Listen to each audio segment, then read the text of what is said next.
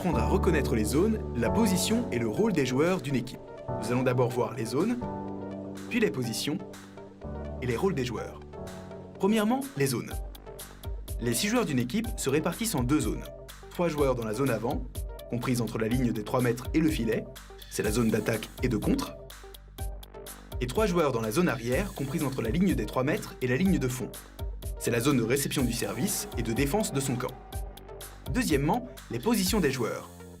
Les positions sont numérotées de 1 à 6, depuis le joueur situé à droite en zone arrière, jusqu'au joueur situé au centre de la zone arrière. Les 3 joueurs en zone avant sont en position 2 pour l'avant droit, 3 pour l'avant centre et 4 pour l'avant gauche.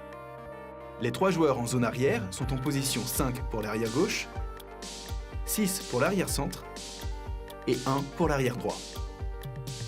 Lorsqu'une équipe gagne le droit de servir, les joueurs tournent dans le sens des aiguilles d'une montre. Le joueur 2 passe en position 1 et va servir.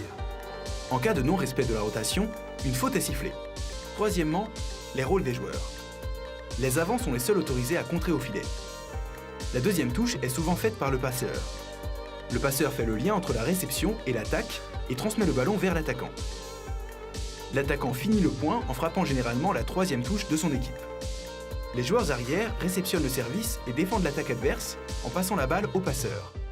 Parmi eux, le libéro porte un maillot de couleurs différentes et coordonne la défense. Le libéro ne sert pas et ne contre pas. Pour attaquer, les autres arrières doivent prendre leur élan et sauter depuis leur zone.